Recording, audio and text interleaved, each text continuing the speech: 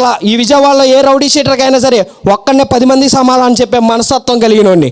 మరి ప్రతి ఒక్కడిని 10 మందితో గొడవ పెట్టుకునే రకం నేను. నా తల్లిదండ్రుల మాట వినలేదు, నేను పోలీసు వాళ్ళకు లొంగలేదు, ఎవరికే భయపడలేదు. అలాంటి నేను ఒకానొకప్పుడు నా చెల్లెలు ఇంట్లో టీవీ చూస్తూ ఉండగా మరి దేవుడు వాక్యం పెట్టి దేవుడు మాటలు వింటూ ఉండగా మా చెల్లిని నేను తిట్టాను నా నోరుతో. ఎవడ దేవుడు, ఎవడాడు అని దేవుణ్ణి బూతులు తిడుతూ, ఆ దైవజనుల్ని బూతులు తిడుతూ ఉన్న నాకు ఆయన అంత విధేయుడిగా ఉన్న నన్ను విధేయుడిగా మార్చింది ఆయన ప్రేమ ఒక్కటే.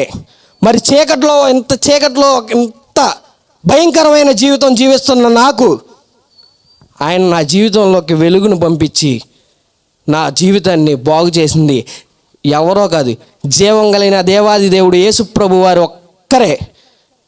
ఎవరి జీవితం అయినా చీకట్లో ఉంటే, ఎవరి జీవితం అయినా సరే మార్చేది వెలుగై ఉన్న దేవుడు మాత్రం ఒక్కడే, ఆయనే యేసు ప్రభు వారు ఒక్కడే.